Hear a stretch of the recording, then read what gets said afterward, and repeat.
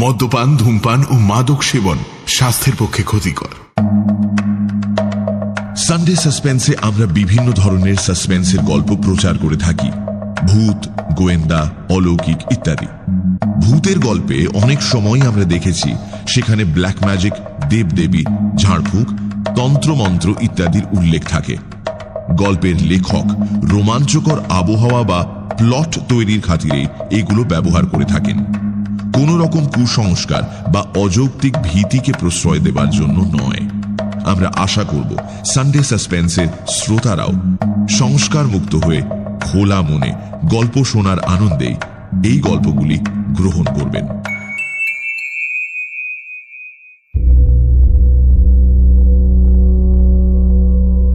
বাংলা সাহিত্যের রোমাঞ্চকর কিছু গল্প দিয়ে সাজানো আমাদের এই বিশেষ নিবেদন সানডে সাসপেন্স। আর আজ সানডে সাসপেন্সে আপনার জন্য তারাদাস বন্দ্যোপাধ্যায়ের লেখা তারানাথ তান্ত্রিকের গল্প অমর জীবন। তারাদাস বন্দ্যোপাধ্যায় সাহিত্যিক বিভূতিভূষণ বন্দ্যোপাধ্যায়ের একমাত্র পুত্র। জন্ম 1947 সালের 15 অক্টোবর, মৃত্যু 2010 সালের 18 জুলাই। বাবার মতোই করেছেন শিক্ষকতা। রাজ্যের তথ্য ও সংস্কৃতি বিভাগের ডেপুটি ডিরেক্টর ছিলেন। তাঁর লেখা উল্লেখযোগ্য গ্রন্থ কাজল এবং কাজলের পরের পর্ব তৃতীয় পুরুষ। আমাদের আজকের গল্পটি আমরা নিয়েছি মিত্র ও ঘোষ থেকে প্রকাশিত অলাদ চক্র বইটি থেকে। আজকের গল্প পাঠে মীর, গল্পের সূত্রধার আমি দীপ। শুরু হচ্ছে অমর জীবন।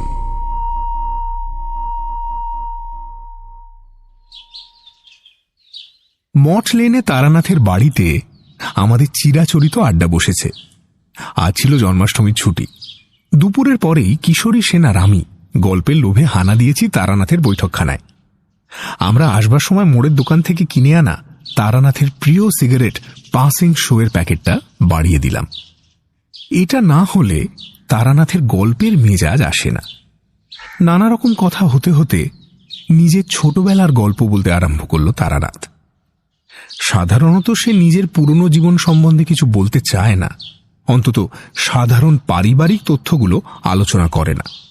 বেছে বেছে কেবল অদ্ভুত আর অলৌকিক অভিজ্ঞতার গল্প শোনায়। আজ হঠাৎ কিশোরী জিজ্ঞেস করল, আচ্ছা, আপনি তন্ত্র সাধনার উৎসাহ প্রেরণা পেলেন কোথা থেকে? আপনার পূর্বপুরুষদের মধ্যে কি কেউ তন্ত্র সাধক ছিলেন? আমি বলতে চাইছি যে এর ধারাটা কি পরিবারে আগে থেকে ছিল? সিগারেটের শেষ অংশ ছাইদানি হিসেবে ব্যবহৃত নারকেলের মালায় গুঁজে দিতে দিতে তারানাথ বলল, তা বলতে পারো। একেবারে রক্তাম্বরধারী তান্ত্রিক কেউ না থাকলেও বাপ ঠাকুরদা প্রপিতামহের ভেতর অনেকেরই রীতিমতো সাধক শ্রেণীর মানুষ ছিলেন। এই যেমন আমার আপন ছোট ঠাকুরদা, বাবার ছোট কাকা, তিনি কৈশোরেই গৃহত্যাগী হয়ে চলে গিয়েছিলেন। আপনার ছোট ঠাকুরদা আর কখনো সংসার জীবনে ফিরে আসেননি? না, তবে একবার তাঁর সন্ধান পাওয়া গিয়েছিল। সেও এক বলবার মতো গল্প। আরে বলুন না, আজকের আসর সেইটা দিয়ে শুরু হোক। বেশ বেশ, বলছি। এ কাহিনী আমার বাবার কাছে শোনা। বাবা খুব সুন্দর করে গুছিয়ে গল্প বলতে পারতেন। এ বিষয়ে তাঁর নাম ছিল। আমাদের গাঁয়ের ষোড়শী চাটুর্যের বৈঠকখানায় সন্ধেবেলায় রোজ জমাটি আড্ডা বসত। বাবা ছিলেন সেই আড্ডার প্রধান কথক। যখনকার কথা বলছি সেটা 1915 সাল হবে। আমি বাড়ি ছাড়া বহুকাল। ইউরোপে প্রথম মহাসমর সবে শুরু হয়েছে। শ্রাবণ মাসের শেষ দিক। দিন তিনেক হলো অবিশ্রাম বৃষ্টি হয়ে চলেছে। আকাশে মেঘ থাকায় সন্ধে নেমেছে একটু তাড়াতাড়ি। ষোড়শী চাটুর্যের বৈঠকখানায় সান্ধ্য আড্ডা জমে উঠেছে দারুণ। ষোড়শী চাটুর্যের আড্ডা এ গ্রামে বিখ্যাত। এমন ঢালাও তামাকের ব্যবস্থা আর কারো বাড়িতে নেই। তাছাড়া আড্ডার মধ্যে অন্তত একবার কাঁসার বাটিতে করে সর্ষের তেল দিয়ে জবজবে করে মাখা মুড়ি ছোলা ভাজা আসবেই। সেদিন হচ্ছিল গল্পের রাজা ভূতের গল্প। বাড়ির ভেতর থেকে চাল ভাজা ছোলা ভাজা এসে গিয়েছে, হুঁকো ঘুরছে হাতে হাতে। ঘরের কড়িকাঠ থেকে লোহার বাঁকানো হুকে ঝুলছে হিংসের ডবল পলতের বাতি। সজল বাতাসে সেটা সামান্য দুলছে, ফলে আড্ডাধারীদের ছায়া দুলছে বৈঠকখানার দেয়ালে। আলো ছায়ার মায়ায় জমে উঠেছে অপ্রাকৃত গল্পের আসর। আমার বাবা বললেন, আরে দূর, তোমরা বেশিরভাগই শোনা কথা বলছো, নিজেরা কিছুই দেখেনি। ওসব গল্পের মূল্য কি? নিবারণ ভাদুড়ি হুঁকোটা রাম গাঙ্গুলির হাতে ধরিয়ে দিয়ে বললেন, আদিনা, তুমি বড় বড় কথা বলছো, নিজে কি দেখেছো বলো তো হে, আমরা একটু শুনি। কেবল বড় বড় কথা বলেই তো আর বাজার গরম হবে না, কি তাই তো? ষোড়শী চাটুর্যে বললেন, সেই ভালো, চক্রবর্তী মশাই এতক্ষণ চুপ করে শুনে যাচ্ছিলেন, এবার ওর গল্পই হোক। গল্প নয়, গল্প নয়, সত্য কাহিনী। বেশ তো, তাই হোক। পাতিরাম মজুমদার একটু ভালো মানুষ, ভীতু ধরনের লোক। আড্ডায় অনেকক্ষণ ধরে ভূতের গল্প তার পছন্দ হচ্ছিল না।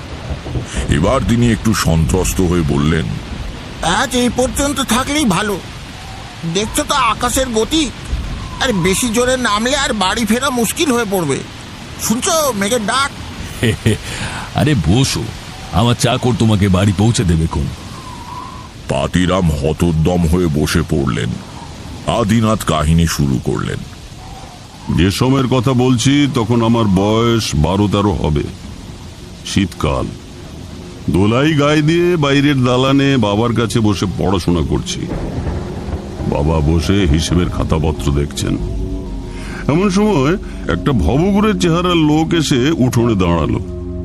লোকটার বয়স আন্দাজ করতে পারলাম না, কিন্তু দেখে মনে হলো এর বয়স 30, 40, 50 বা 60 কিংবা 70, যা কিছু হতে পারে। পরনে খাটো আধময়লা ধুতি, গায়ে আধময়লা ফতুয়া, কাঁধে ভাঁজ করা রয়েছে একটা খয়েরি রঙের মোটা চাদর। এই ভয়ানক শীতেও লোকটা চাদর গায়ে জড়ায়নি। গালে খোঁচা খোঁচা কাঁচা পাকা দাড়ি, মাথায় অবিন্যস্ত ঝাঁকড়া চুল। সবচেয়ে আশ্চর্য হলো তার চোখ দুটো সোজাসুজি সামনে তাকিয়ে আছে, অথচ দেখে মনে হচ্ছে সে কিছুই দেখছে না। পাগলের মতো, কিন্তু পাগল নয়। তার দৃষ্টিতে চিন্তা সংগতির বাঁধুনি আছে। বাবা বাবা মানে ওই রামনাথ চক্রবর্তী মুখ তুলে দেখে জিজ্ঞাসা করলেন, কি ব্যাপার? কোথা থেকে আসছো? কে তুমি? খুব মোলায়েম মৃদু গলায় সে বলল, আগে আমি একজন পথিক, কোথাও থেকে আসছি না, আমার বাড়ি ঘর নেই, আমি আজ এখানে ভাত খাবো। তার কথাগুলো অসংলগ্ন। হঠাৎ এইভাবে কেউ কারোর বাড়ি ভাত খেতে চায় নাকি? বাবা বললেন, তোমার নাম কি? এখন বাড়ি না থাকতে পারে, কিন্তু এক সময় তো ছিল। মানুষ আকাশ থেকে পড়ে না। নিজের পরিচয়টা দাও। সে নিজের নাম বলল তার বাবা নাকি ছিলেন পণ্ডিত মানুষ, ঈশ্বরচন্দ্র সার্বভৌম। বাবা ছিলেন মানে কি? এখন তিনি কোথায়? সে ডানাতের তর্জনী উপরে তুলে দেখালো। বাবা লজ্জিত হয়ে বললেন, ও আচ্ছা আচ্ছা। ভয় নেই, আমি চোর ডাকাত না। না না, আমি তা মনে করিনি। আসলে তোমার কথাবার্তা একটু অদ্ভুত ধরনের কি না, তাই আর কি। উঠোনে নিমগাছতলার কুয়ো থেকে বালতি করে জল তুলে হাত মুখ ধুয়ে লোকটা এসে বারান্দায় উঠে বসলো। বাবা জিজ্ঞাসা করলেন, এখন কি কিছু খাবে? রাত্রিরে কোথায় ছিলে? সকালে উঠেই হাঁটছো বুঝি? বাবা কেন এই প্রশ্ন করলেন তা আবছা আবছা বুঝতে পারলাম। মাইল 4 দূরে চাঁপা গাড়ি ছাড়া কাছাকাছি অন্য কোনো গ্রাম নেই। তারপরের গ্রাম ময়নাচাঁদা, অনেক দূর। সকালে উঠে সেখান থেকে হেঁটে আসা সম্ভব নয়। লোকটা কি বলে বাবা দেখতে চাইলেন। সে সহজভাবে বলল, না, আমি এখন কিছু খাবো না, একেবারে দুপুরে ভাত খাবো। আর যদি থাকতে দেন তাহলে আজ রাত্রিটা থেকে যেতে পারি। এই ভিটেতে আসলে একটু স্বপ্ন দেখতে হবে কি না। কথাটা শুনে ভাবলাম লোকটা চোর ডাকাত না হতে পারে, কিন্তু পাগল নিশ্চয়। হ্যাঁ, স্বপ্ন দেখতে হবে মানে? রাগ করবেন না, আমার কথাবার্তা একটু পাগলাটে মতন, কিন্তু আমি লোকটা খারাপ নই। আচ্ছা, আপনাদের এই বাড়ির দক্ষিণ দিকের ভিত সামান্য নিচু, তা জানেন? সমস্ত বাড়িটা একটু কাত হয়ে আছে, উত্তরে উঠে দক্ষিণে ঝুঁকে। আর আপনাদের বাড়িতে শালিক বসে না, খেয়াল করেছেন কখনো? আপনি তো এ বাড়ির কর্তা, আপনার অনামিকা কিন্তু মধ্যমার চেয়ে বড়। এ বাড়ির প্রত্যেক বড় ছেলেরই তাই। কি ঠিক বলছি তো? আমি অবাক হয়ে গেলাম। সত্যি তো তাই। আমার মাঝের আঙুলের চেয়ে পরের আঙুলটা বড়। মেজ কাকার ছোট কাকার বড় ছেলেরও তাই। এই লোকটার পক্ষে সে কথা এত তাড়াতাড়ি কি করে জানা সম্ভব? তাতে কি? সেই জন্যই আমি এই বাড়িতে একটা রাত ঘুমিয়ে স্বপ্ন দেখতে চাই। এটাই আমার কাজ। পথে পথে ঘুরে বেড়াই, মন্দিরের চাতালে, গাছতলায় বা কোনো গেরস্তের বাড়িতে আশ্রয় নিই। সব জায়গাতে কিন্তু স্বপ্ন দেখা যায় না, ওর একটা নিয়ম আর লক্ষণ আছে, সে বুঝিয়ে বলা যায় না, কিন্তু আমি ঠিক টের পাই। কাল সকালে আমি আরো অনেক কথা বলতে পারবো। বাবা কিছুক্ষণ তার দিকে তাকিয়ে বললেন, তুমি তাহলে আজ রাত্রিরে এখানে থাকতে চাইছো? বারে, নইলে স্বপ্ন দেখবো কি করে? জেগে কি স্বপ্ন দেখা যায়? বাবা আর কিছু মুখে বললেন না। মুখ নামিয়ে আবার হিসেবের খাতায় মন দিলেন। লোকটা দুই হাতে হাঁটু বেড় দিয়ে তার উপরে থুতনি রেখে বসে রইল। অনেকক্ষণ পরে বারান্দা থেকে নেমে নিম গাছের গোড়ায় পড়ে থাকা একটা লম্বা কঞ্চি তুলে সেটা দিয়ে পুরো উঠোনটা মেপে ফেলল। 1, 2, 3, 4। তারপরে নিজের মনে বিড়বিড় করে বলতে লাগলো, 38। 38 কেন? বাকি 4 কোথায় গেল? বাকি 4 না, তা কেমন করে হবে? আমরা অবাক হয়ে তাকিয়ে আছি।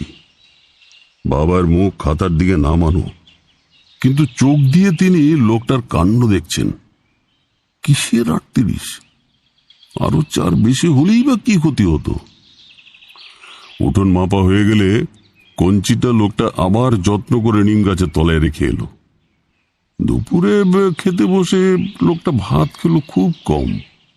পাড়া গাঁয়ে একটা বাচ্চা ছিল তার থেকে বেশি খেয়ে থাকে। বাবা খেতে খেতে একবার বললেন, আর ভাত নেবে না?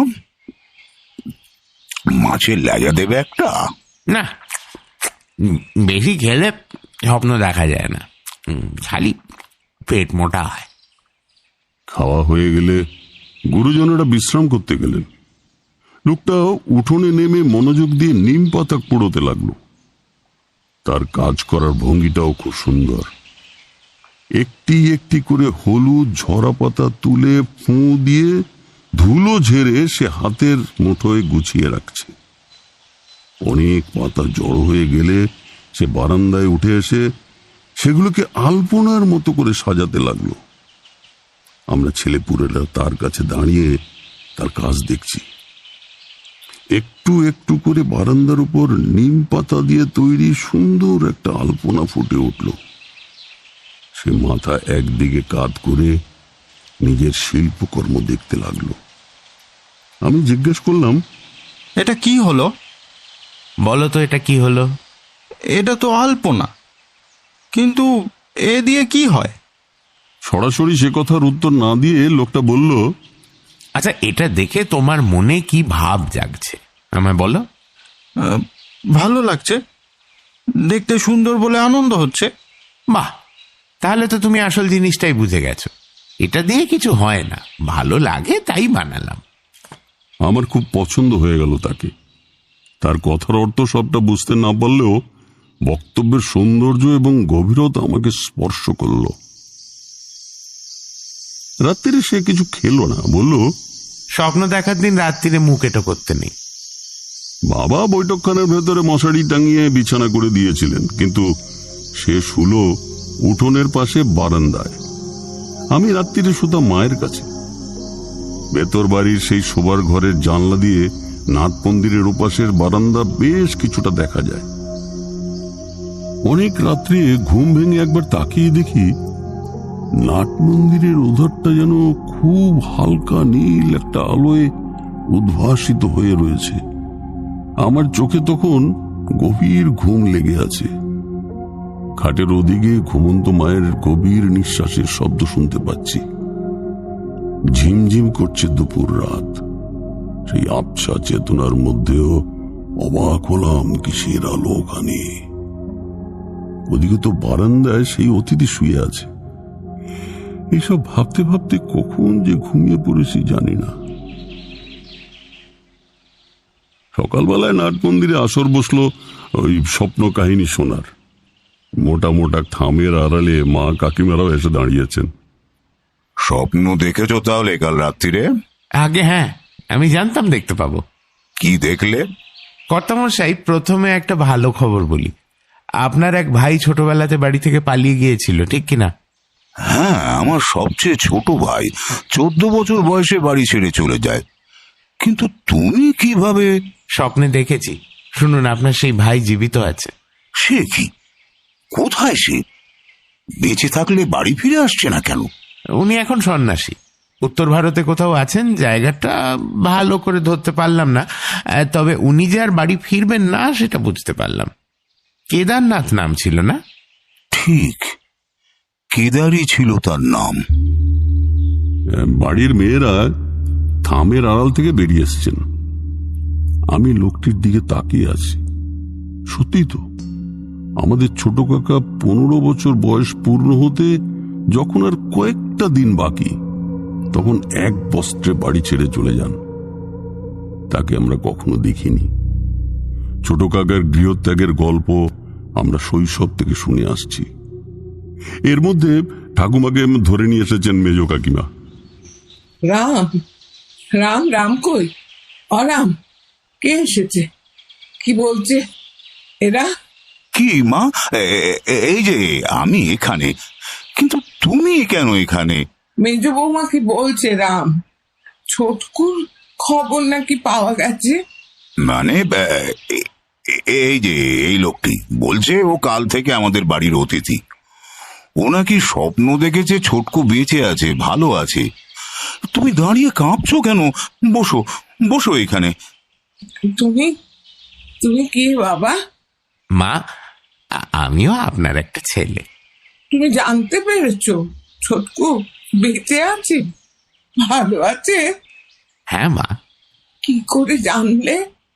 মা, আমি ঠক জোচ্চোর কিংবা ধর্মের ব্যবসাদার হলে বলতাম বিশেষ ক্ষমতায় ডাকিনী যোগিনীকে বশ করে বা নানান রকম কঠিন প্রক্রিয়া করে জেনেছি।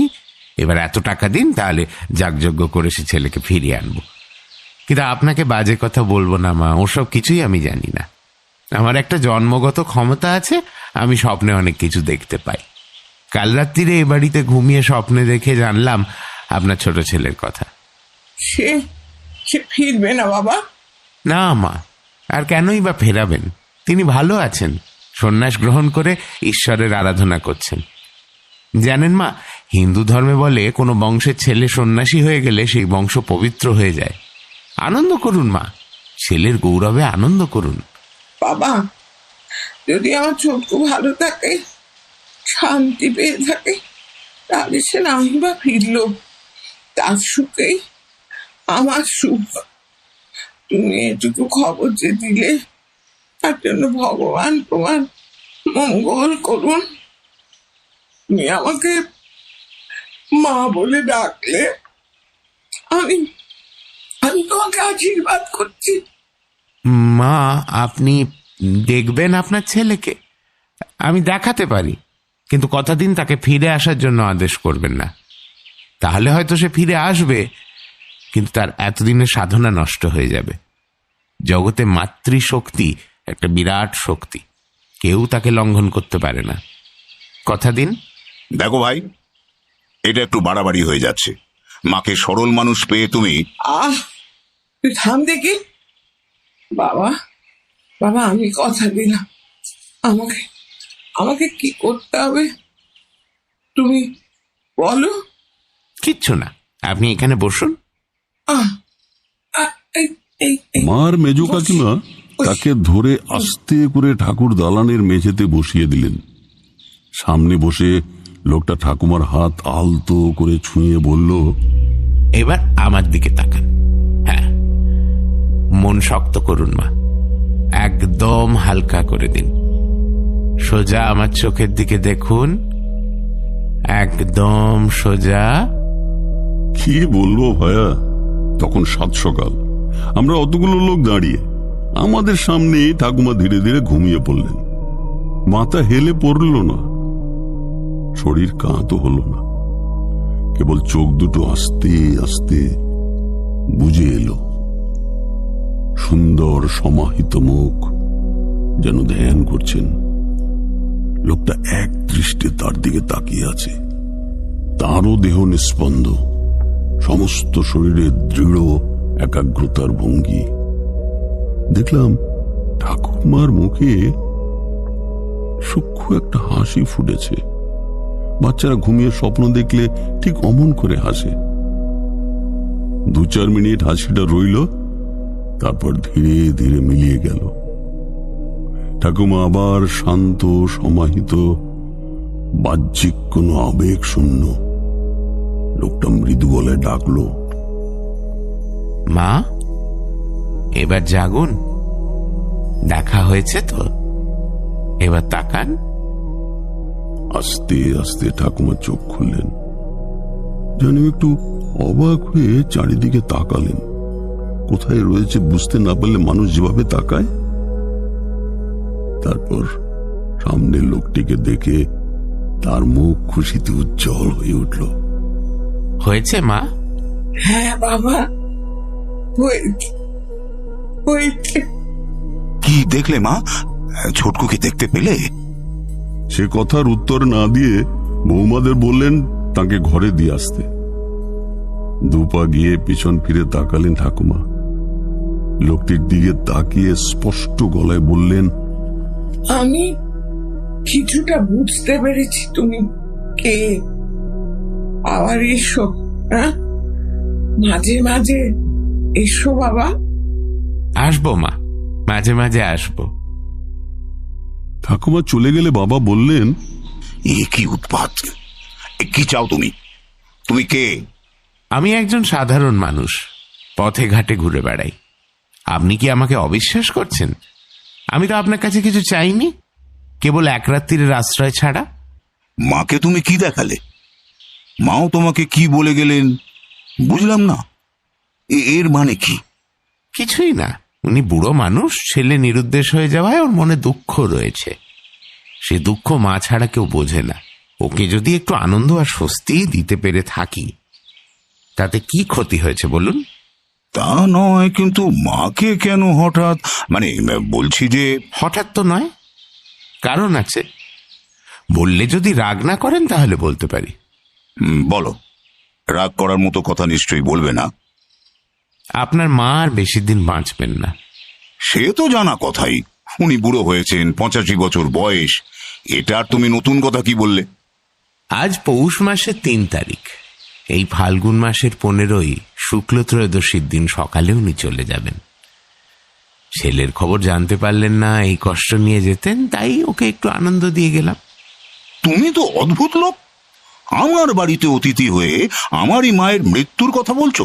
জানো, তোমাকে আমি ইচ্ছে করলে... ওই দেখুন, আপনি রাগ করবেন না বলে কথা দিয়েও রাগ করছেন। কিন্তু আপনাদের সবাইকে রেখে ভগবানের নাম করতে করতে মা পুণ্যবতীর মতো চলে যাবেন, এর চেয়ে ভালো আর কি হতে পারে? দেহ ধারণ করলে একদিন ছেড়ে যেতে হয়, কেউই চিরজীবী না। আর আমার এই কথা যদি না ফলে তাহলে তো ভালোই, প্রাণ ভরে আমাকে তখন গালাগাল দেবেন। তুমি আমাকে দেখাতে পারো? আমি যদি ছোটকুকে দেখতে পাই তাহলে বিশ্বাস করি। পারো দেখাতে? আপনাকে বিশ্বাস করাবার কোনো দায় আমার নেই। আপনি আমাকে অবিশ্বাস করলে তাতে আমার কিছু এসে যাবে না। অকারণে শক্তির অপব্যয় করতে নেই। তার মানে তোমার মধ্যে কোথাও ফাঁকি আছে, তুমি চালাকি করছো। আপনার মা কিন্তু তা মনে করেন না। আচ্ছা, একটা কাজ করা যাক, আপনার বংশের একটা হারানো জিনিসের সন্ধান আপনাকে দিয়ে যাই, তাহলে হয়তো আমাকে আর পুরোপুরি জোচ্চোর মনে হবে না। কেমন? কি জিনিস? 3 পুরুষ আগে আপনাদের বংশে একটা অষ্টধাতুর বিষ্ণু মূর্তি ছিল, জানেন কি? হ্যাঁ, ঠিক কথা। 3 বা 4 পুরুষ কেন, আরো বহু বহু বছর আগে থেকে সেই মূর্তি আমাদের গৃহদেবতা হিসেবে পুজো করা হতো। কিন্তু বর্গির হাঙ্গামার সময় সে মূর্তি আমার পূর্বপুরুষেরা কোথাও লুকিয়ে ফেলেন অথবা হারিয়ে যায়, আর পাওয়া যায়নি। তুমি তুমি কি বলতে চাও? আমি জানতে পেরেছি সে মূর্তি কোথায় আছে। আপনার লোকেদের কাউকে একটা বলুন, একটা শাবল নিয়ে আমার সঙ্গে আসতে। আপনারাও আসুন। ঠাকুর দালান থেকে নেমে দেউরির ভেতর দিয়ে লোকটি উঠোনে গিয়ে নামলো। পেছনে পেছনে বাড়ির সবাই মিছিল করে চললাম। সে এমন ভাবে হাঁটছে যেন সে একেবারে নিশ্চিত ভাবে জানে কোথায় যেতে হবে। বাড়ির উত্তর দিকের ভিতের কোনায় এসে থামল। গদাধর নামে আমাদের একজন কর্মচারীর হাতে ছিল শাবল। সে তাকে বলল, এইখানে ভিত খোঁড়ো। মাটি কতটা খুঁড়তে হবে? মাটি নয়, দেওয়ালের গা থেকে 3-4টে ইট খসাতে হবে, এই জায়গায়। সে কি কথা? ভিতের ইট খসালে বাড়ির ক্ষতি হবে না? কিচ্ছু হবে না, কয়েকটা ইট মাত্র। কালই রাজমিস্ত্রিকে ডেকে গাঁথিয়ে নেবেন। কিন্তু এখানটাতেই খুঁড়তে হবে কেন? কারণ এ বাড়ি উত্তরে উঁচু, আর এইখানে উত্তরের ভিতের শেষ। এখানে শ্রী বিষ্ণু রয়েছেন বলে এদিকটা সময়ের সঙ্গে সঙ্গে মাটিতে বসে যায়নি। জানেন তো যে জমির ওপর বাড়ি তৈরি তার রকম অনুযায়ী 50, 100 কি 150 বছরের ভিত সামান্য কিছুটা বসে যায়। আপনাদের বাড়িতেও তাই হয়েছে, কেবল বিষ্ণুর অধিষ্ঠানের জন্য উত্তর দিক সামান্য উঁচু। তাছাড়া তখন মাপলাম 42 হাত হলো না তো, সদর দরজা থেকে 38 হাত মাত্র। তাই এখানেই নিশ্চয়ই থাকবে, না হলে আরো 4 হাত ওদিকে হতো।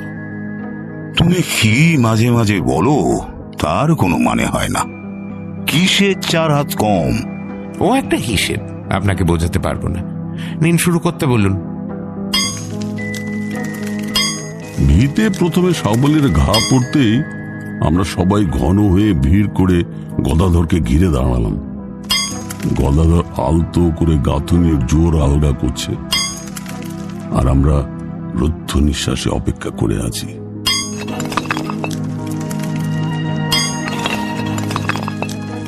তিন সারি ইট খসাতেই ভেতরে ভেতরে একটা চতুষ্কোণ গহ্বর বেরিয়ে পড়ল। শাবল রেখে তার মধ্যে হাত গুলিয়ে গদাধর বের করে আনলো অপূর্ব সুন্দর গঠনের এক দেবমূর্তি। এতদিন অবহেলায় পড়ে থেকেও তার ঔজ্জ্বল্য নষ্ট হয়নি। প্রায় 1 হাত লম্বা বিগ্রহ, মাথায় ছত্র, মুখে হাসি।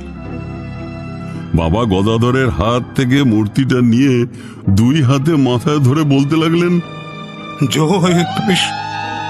জয় শ্রী বিষ্ণু দেবতা, জয় শ্রী বিষ্ণু, জয় শ্রী বিষ্ণু। কাকারাও তার সঙ্গে বলতে লাগলেন, জয় জয়। কাকিমারা উলু দিয়ে উঠলেন। বাবা বিষ্ণু মূর্তি মাথায় করে বাড়ির মধ্যে নিয়ে চললেন। সেটি তখনকার মতো ঠাকুর ঘরে রাখবার জন্য পাঠিয়ে দেওয়া হলো। মেয়েরা ভিতরে চলে গেলেন। অমরের হাত ধরে বাবা বললেন, ভাই, তুমি আমাকে মার্জনা করো। জানি না তুমি কে, কোথা থেকে এসেছ, জানতেও চাই না। তোমার আশ্চর্য ক্ষমতার কথা আমি স্বীকার করলাম। যদি খারাপ ব্যবহার করে থাকি তা মনে রেখো না। সকলের অনুরোধেও লোকটি সেদিন আর থাকতে রাজি হল না। বাবা শেষে বললেন, তাহলে কি এই ধরে নেব যে তুমি আমাকে মার্জনা করলে না? ছি, ও কথা বলবেন না। আমি এইরকমই ভবঘুরে ধরনের, এক জায়গায় 2 দিন থাকতে ভালো লাগে না। তবে একটা কথা বলে যাই, আপনাদের বংশ খুব পবিত্র এবং ঈশ্বরের আশীর্বাদ পুত বংশ। 1 পুরুষ বাদ দিয়ে এই বংশে 1 জন করে সাধক জন্মগ্রহণ করবেন। আপনার ভাই তো সন্ন্যাসী হয়েই গিয়েছেন। এর পরের পুরুষ নয়, এখন যারা ছোট এরা, এদের মধ্যে কারুর সন্তান অলৌকিক ক্ষমতা নিয়ে জন্মাবে। সংসারে থেকেও সংসারী হবে না। আপনি তার জন্ম বৃদ্ধ বয়সে দেখে যেতে পারবেন। কি করে বুঝবো সে কে? তার জন্মের সময় আকাশে এক আশ্চর্য নীল উল্কাপাত হবে। নীল রঙের আলোয় ভরে যাবে চারিদিক। এখনো অবশ্য তার দেরি আছে, মনে রাখবেন কথাটা। আচ্ছা, চলি তাহলে।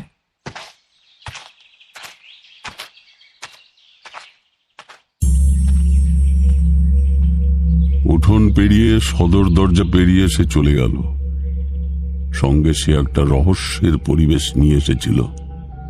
সে চলে যাওয়ার পরও সেটা কিন্তু থেকে গেল। 15ই ফাল্গুন সকাল থেকে বাড়ির সবাই ঠাকুমার দিকে সতর্ক নজর রেখে বসে রইল। তার ভবিষ্যৎবাণী তাকে কেউ জানায়নি। তিনি ঘুম থেকে উঠে স্নান সেরে বাগানে ঘুরে ঘুরে ঠাকুর পুজোর জন্য ফুল তুললেন। তারপরে পুজোয় বসলেন। পুজো হয়ে গেলে অপুর হয়ে গৃহদেবতাকে প্রণাম করলেন এবং আর উঠলেন না। প্রণামরত অবস্থায় তার মৃত্যু হল।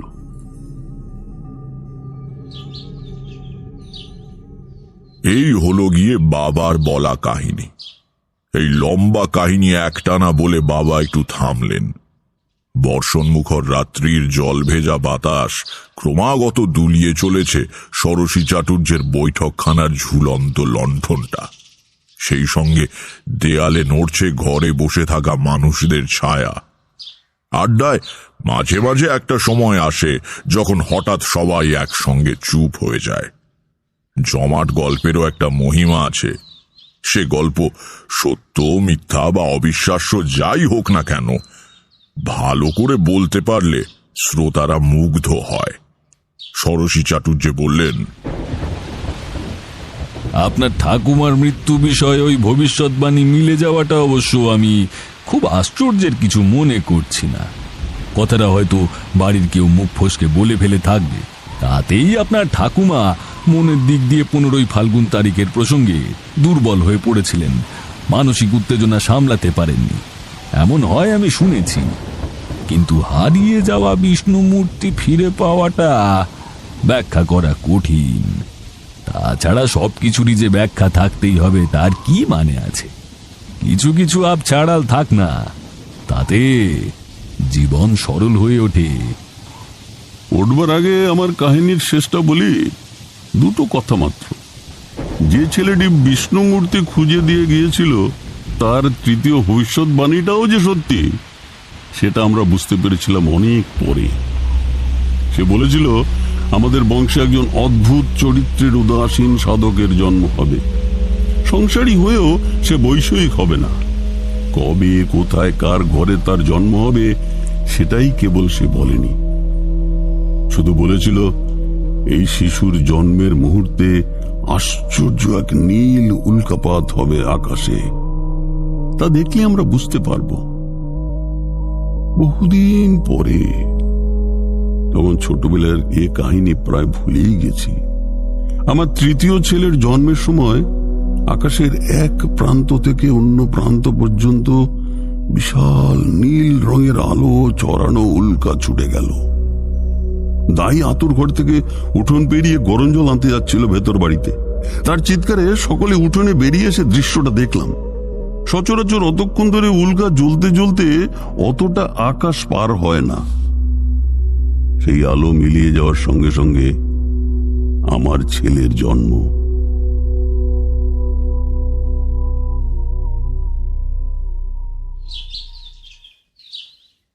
আপনি তো আপনার বাবার তৃতীয় সন্তান, তাই না?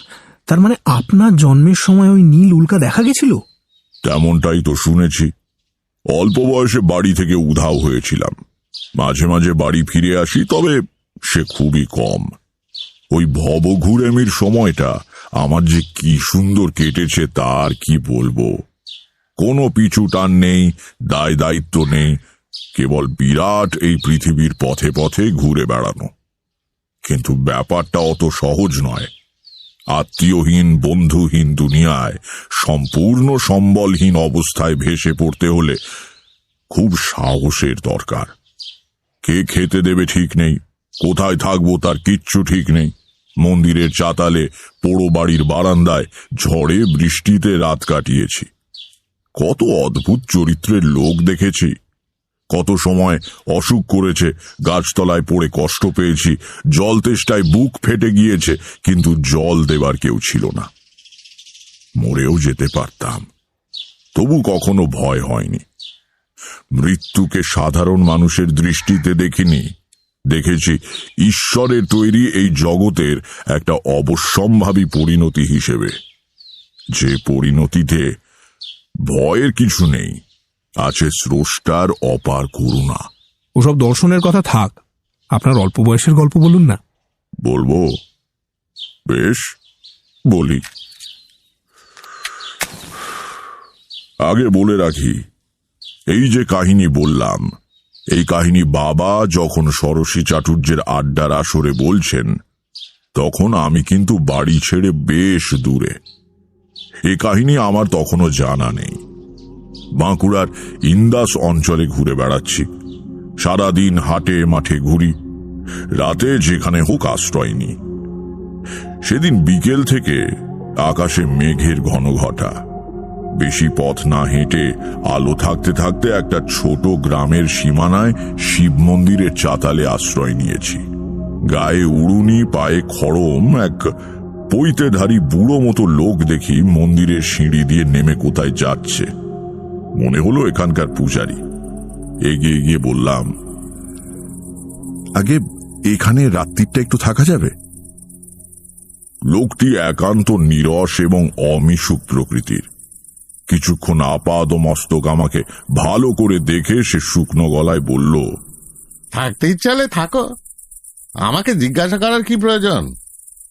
না, ভাবলাম আপনি বোধহয় এই মন্দিরের পূজারি, কাজেই আপনার অনুমতি নেওয়াটা। কিচ্ছু দরকার নেই, আমি এখানকার পুরোহিত বটে, কিন্তু নাট মন্দিরে যে কোনো যাত্রী আশ্রয় নিতে পারে। তবে হ্যাঁ, এখানে অতিথিশালা নেই, খাবার দেওয়ার ব্যবস্থাও নেই। থাকার মধ্যে ওই নাট মন্দির, থাকতে চাইলে থাকো। সে তো তারপর চলে গেল। আমার পথ হাঁটার সম্বল বলতে একটা ঝোলা, তার মধ্যে একখানা ঘটি, গায়ের চাদর, একখানা রুদ্র ডামরের পুঁথি, কয়েকটা বাবলা ডালের দাঁতন কাঠি আর 1 টাকা 12 আনা পয়সা। এর বেশি কিছু প্রয়োজনও বোধ করিনি কখনো। পঞ্চমুণ্ডির আসনে বসা এক হিন্দি ভাষী সাধু শিক্ষা দিয়েছিলেন আগামীকালের জন্য কোনো সঞ্চয় না করতে। তার উপদেশ মনের মধ্যে গেঁথে গিয়েছিল। আজ পর্যন্ত সেই অভ্যেস বজায় রেখেছি। এদিকে ক্রমেই আকাশ মেঘে অন্ধকার হয়ে আসছে। ঝোলা সহ নাট মন্দিরের ওপর উঠে একখানা থামের গোড়ায় গুছিয়ে বসলাম। থামে হেলান দিয়ে পা ছড়িয়ে আরাম করে বসলাম। হঠাৎ নাট মন্দিরের চাতালে কিছু দূরে কি একটা নড়ল বলে মনে হলো। সন্ধে ঘনিয়ে আসছে, পরিষ্কার কিছু দেখা যায় না, কিন্তু কোনো কিছু নড়লে আবছা আন্দাজ করা যায় বটে। ভালো করে তাকিয়ে দেখি কেউ একজন শুয়ে আছে সেখানে। শোয়া অবস্থায় পাশ ফেরায় নড়াচড়াটা চোখে পড়েছে। হেঁকে বললাম, কে কে ওখানে? আমি। আমি কে? পৃথিবীতে সবাই তো আমি। যাত্রী? সংসারে সবাই যাত্রী, সবাই কোথাও না কোথাও চলেছে। ভাবলাম, বাপ রে, এই যে গুরু মশাইয়ের মতো কথা বলে, তবে তার কণ্ঠস্বর মৃদু, ভদ্র ও মার্জিত। পথ চলতি লোকের কথা বলার ভঙ্গি সাধারণত এমন মার্জিত হয় না। একটু কৌতূহল হওয়ায় বললাম, এসো, এদিকে এসে বসো। লোকটি উঠে এলো আমার সামনে। আলো নেই, তাকে পরিষ্কার দেখতে পেলাম না, কিন্তু মনে হলো তার বয়স বছর 40 কি 45 হবে। এ বয়সের কোনো লোককে তুমি বলাটা আমার উচিত নয়। লোকটির পরনে খাটো ধুতি আর হাফ হাতা শার্ট, সাধারণ দরিদ্র পথিক, কিন্তু তার আচরণে এমন কিছু বৈশিষ্ট্য আছে যা সমীহ আদায় করে। বললাম, কিছু মনে করবেন না, অন্ধকারে ভালো দেখতে পাইনি, তুমি বলে ফেলেছি। তাতে কি হয়েছে? জগতে সকলেই সকলের বন্ধু, বন্ধুকে তুমি বলা যায়। তা কোথায় যাবেন, আর আসছেনই বা কোথা থেকে? এবার বেশ মজার ব্যাপার হলো। পথিক মানুষটি আমাকে তুমি বলে সম্বোধন করতে লাগলো, কিন্তু তার অনুমতি পাওয়া সত্ত্বেও আমি কিছুতেই তা পারলাম না। সে বলল, কোথাও যাচ্ছি না ভাই, অনেকটা তোমারই মতন। পথে পথে ঘুরে বেড়াতে ভালো লাগে, যা পাই তাই খাই, যেখানে খুশি থেমে যাই, এই আর কি। তার মানে আমারই মতন? আপনি কি করে জানলেন আমি কিরকম? ও জানা যায়, আমি বুঝতে পারি। বয়স তখন অল্প হলেও তারই মধ্যে আমি অনেক সাধক এবং অদ্ভুত কর্মতান্ত্রিকের সঙ্গে মিশেছি, তাদের আশ্চর্য ক্রিয়াকলাপ দেখেছি। ভাবলাম এ আর আমাকে নতুন কি ভড়ং দেখাবে। বললাম, কি করে বোঝেন? কাকচরিত্র বা লক্ষণশাস্ত্র চর্চা করেন নাকি? না, বুঝি এইভাবে যে মন আসলে একটাই। তোমার, আমার, যদু কিংবা মধুর, পৃথিবীর সব প্রাণীর মায়ার আবরণে আলাদা আলাদা দেখায়। পর্দা টাঙিয়ে দিলে ওপারে কি আছে দেখা যায় না, পর্দা সরিয়ে দিলে আবার সব স্পষ্ট দেখা যায়। মায়ার পর্দা সরিয়ে দিলে সবই এক, তখন কারোর মনের কথা জানতে অসুবিধা হয় না। আপনি তো বিশিষ্ট অদ্বৈতবাদের কথা বলছেন, এই দর্শন শিক্ষা করেছেন কোথায়? আমার বাবার কাছে। ও, আপনি তবে শাস্ত্রজ্ঞানী পণ্ডিতের সন্তান? সে চুপ করে রইল। ভাবলাম কোনো কারণে সে হয়তো নিজের পরিবারের কথা আলোচনা করতে চায় না। এক্ষেত্রে কথা না বাড়ানোই ভদ্রতা সঙ্গত হবে। ঠিক এই সময় ঠান্ডা হাওয়ার একটা ঝাপটা দিয়ে ঝড় এসে পড়ল। ঝড়ের মুখে পাক খেতে খেতে দুটো শালিক এসে নাট মন্দিরের কড়িকাঠের ফাঁকে আশ্রয় নিয়ে গুছিয়ে বসল। বললাম, আপনার নামটা তো জানা হলো না। আমার নাম অমর, অমর জীবন। বাড়ি কোথায়? এই জেলাতেই বুঝি। অমর জীবন কোনো উত্তর দিল না। বুঝলাম নিজের কথা বলতে সে আদৌ আগ্রহী নয়। অন্য প্রসঙ্গে যাবার জন্য বললাম, আশ্রয় তো যা হোক পাওয়া গেল, কিন্তু খাওয়াটা বোধহয় জুটবে না। না না, তা কেন, ঝড়টা থামুক, খাওয়ার ব্যবস্থা হয়ে যাবে এখন। তা কি করে হবে? কাছাকাছি কোনো দোকানপাট তো দেখছি না। গ্রামে হয়তো আছে, কিন্তু তারা কি এই ঝড় বাদলে দোকান খুলে রাখবে? মনে হয় না। রাত্রিরে কি খাও তুমি, ভাত না রুটি? আমি ঠিক সন্ন্যাসী না হলেও পথে ঘুরছি অনেক দিন, সবই অভ্যেস আছে। বেশ বেশ ভালো, খাবার এসে যাবে। অন্ধকারে অমরের মুখ চোখ ভালো দেখতে পাচ্ছি না। লোকটা পাগল নয় তো? কোথায় খাবার? কালকেই আমি এখানে ছিলাম, স্বপ্নে দেখলাম আজ তুমি আসবে, তাই একটা দিন বেশি থেকে গেলাম। এমনিতে আমি দুরাত্রির কোথাও থাকি না। ভাবলাম নিশ্চয়ই পাগল। গতকাল রাত্রিরে স্বপ্ন দেখেছে আজ আমি এখানে আসব। বদ্ধ পাগলা ছাড়া আর কি। আপনি জানতেন আমি এখানে আসব? হ্যাঁ। স্বপ্নে দেখেছেন? হ্যাঁ, স্বপ্ন দেখার প্রয়োজন হলে আমাকে নির্দিষ্ট জায়গায় পৌঁছে সেখানে থাকতে হয়। মনে মনে ভাবলাম, বেচারি, এমনিতে বেশ ভালো লোকটা, ভদ্র আর মিষ্টি কথাবার্তা, দোষের মধ্যে পাগল। এরপরই অমর জীবন হঠাৎ আমার দিকে তাকিয়ে বলল, তুমি বাড়ি চলে যাও। তার মানে বাড়ি যাব কেন? কিছু না, ভবঘুরে জীবন ত্যাগ করে সংসারে ফিরে যেতে বলছি না, সে যখন সময় হবে যাবে। তোমার নিজের ভালোর জন্য বলছি, কয়েকটা দিনের জন্য বাড়ি যাও। আচ্ছা, বিপদ তো। হ্যাঁ, কিন্তু কেন? মনে করো না আমি তোমার বন্ধু, আমি অনুরোধ করছি তাই যাচ্ছ? তার কথাগুলো একটু কেমন কেমন, কিন্তু গলার স্বরে একটা ব্যক্তিত্বপূর্ণ দৃঢ়তা আছে। তার কথা মনোমতো না হলেও অকস্মাৎ উড়িয়ে দেওয়া যায় না। তখনকার মতো তাকে শান্ত করার জন্য বললাম, আচ্ছা আচ্ছা, সে দেখা যাবে। বিড়ি চলে? সব চলে। আছে, দাও। তাকে দিয়ে নিজে একটা বিড়ি নিলাম।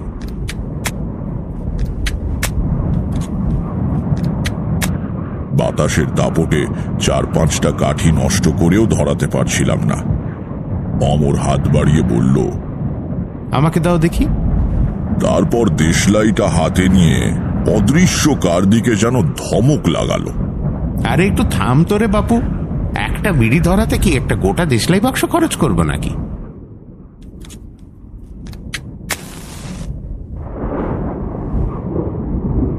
কাকতালীয় কিনা জানি না, হাওয়ার ঝাপটা সামান্য কয়েক মুহূর্তের জন্য কমে গেল। ঝড় চলতে চলতে এরকম অবশ্যই হয়, তবু মনে রেখাপাত করলো জিনিসটা।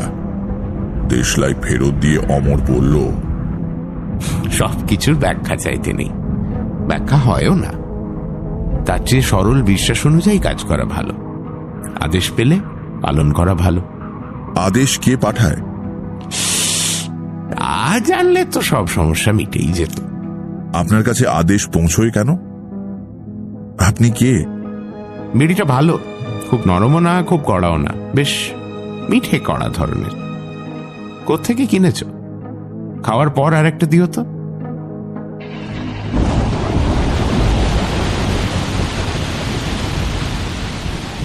ঝড় থেমে গিয়ে বৃষ্টি নামল।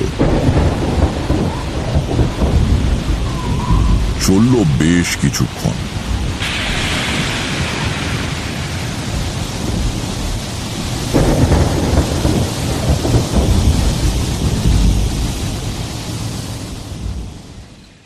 বৃষ্টি যখন থামল তখন পাড়াগান হিসেবে বেশ রাত।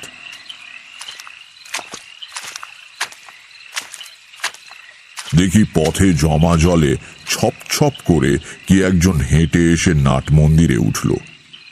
সামনে ঝুঁকে অন্ধকারে ঠাহর করার চেষ্টা করে ডাকলো, ঠাকুর মশাই, ও ঠাকুর মশাই।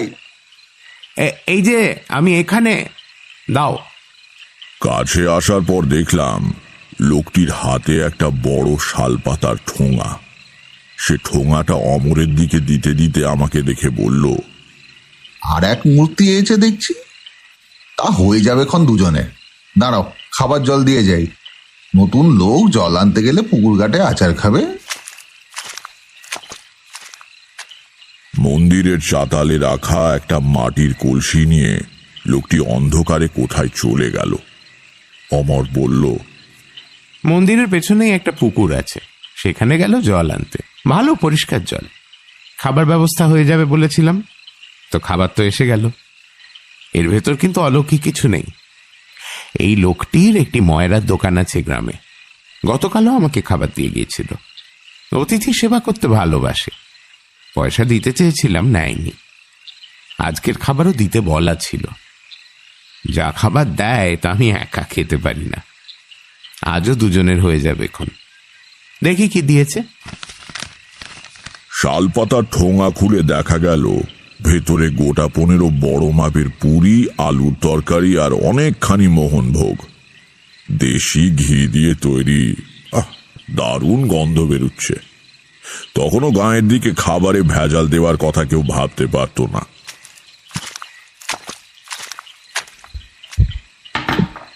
জল ভরে মেটে কলসি নিয়ে এলো ময়রা। অন্ধকারে গল্প করা যাবে, কিন্তু খাওয়া যাবে না। মোমবাতি বেশি পুড়িয়ে লাভ নেই। এসো খেয়ে নেওয়া যাক। অমর খুব কম খায়।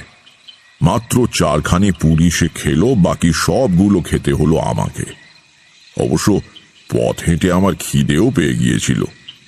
কলসি কাত করে কানায় হাত দিয়ে জল খেলাম।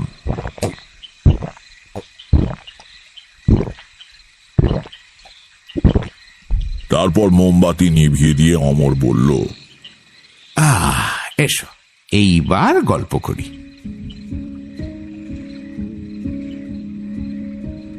অন্ধকারের ভেতর থেকে তার কণ্ঠস্বর ভেসে আসতে লাগলো। কত গল্প সে শোনালো সারা রাত ধরে। তেমন কথা আমি কারো কাছে কখনো শুনিনি। যেন অচেনা ভাষায় অচেনা সুরে অদ্ভুত গান শোনাচ্ছে কেউ। আকাশ আর নক্ষত্রের গল্প, সমুদ্রের ঢেউয়ের গল্প, আগুন বাতাস পাহাড় মাটির গল্প, সে আমি ভাষা দিয়ে তোমাদের ঠিক বোঝাতে পারবো না। সেই রাতের কথা আমার সারা জীবন মনে থাকবে। কথা বলতে বলতেই অমর জীবন হঠাৎ বলল, তোমার ছোট ঠাকুরদা গৃহত্যাগ করে চলে গিয়েছিলেন না? হ্যাঁ, কিন্তু সে তো... উনি এখনো বেঁচে আছেন। কিন্তু আপনি কি করে? না, আর কথা নয়, রাত বোধহয় 3টে পেরিয়ে গেছে, এবার তুমি ঘুমো। বাড়ি চলে যেও কিন্তু কালকেই, তোমার ভালোর জন্যই বলছি। আমার চোখে ঘুম জড়িয়ে এসেছে। বললাম, আপনিও চলুন না আমার সঙ্গে। যাবেন? না, এবার না, এবার থাক। তবে তোমার সঙ্গে আবার দেখা হবে আমার। আমার কানে যেন কে নিদুলির মন্ত্র পড়ে দিয়েছে, আর তাকাতেই পারছি না।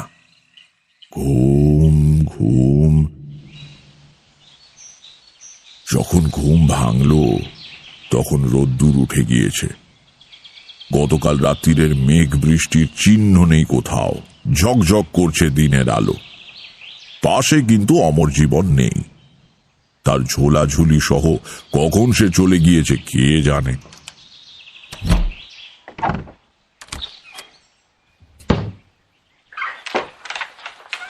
কাল সন্ধেবেলা দেখা সেই পুরোহিত এসে মন্দিরের দরজা খুলে সকালের পুজোর উদ্যোগ করছে।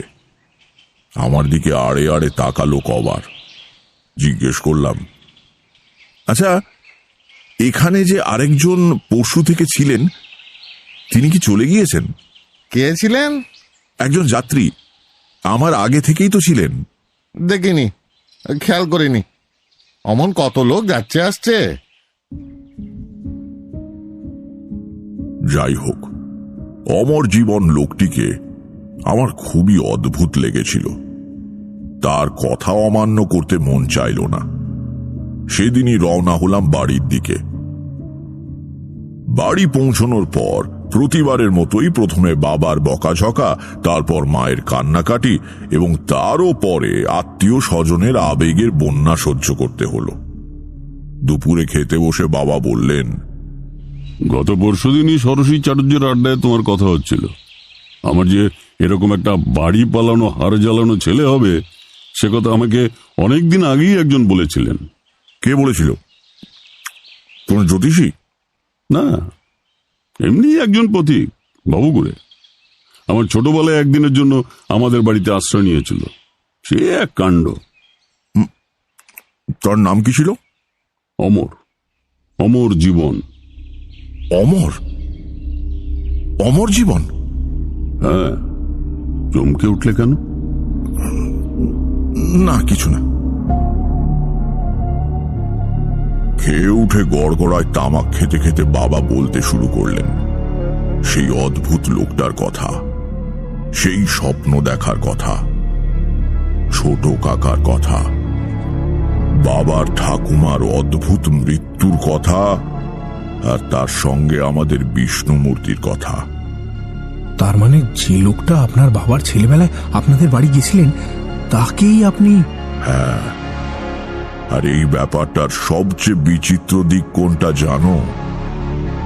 যে লোককে 40 বছর আগে বাবা 45 বছরের দেখেছিলেন, তাকে এতকাল পরে আমিও সেই বয়সে দেখলাম কি করে। কি বলছো কি তারানাথ? এও কি সম্ভব নাকি? হ্যাঁ কিশোরী, মানে লোকটার বয়স পড়ে তুমি বুঝতে পারছো? তাহলে না না 40 খোলসা করে বলো তো, লোকটা কি তোমার? সে কে, সে কি, সে কেন আমি জানি না। তবে বাড়ি ফেরার পরদিন বুঝলাম কেন অমর জীবন বাড়ি চলে আসতে বলেছিল। পরদিন থেকে আমার এলো প্রবল জ্বর। প্রায় 1.5 মাস ভুগে সেরে উঠলাম। পথে থাকলে প্রাণ সংশয় হতো সন্দেহ নেই। সে যাত্রায় অমর জীবন আমাকে প্রাণে বাঁচিয়ে দিল।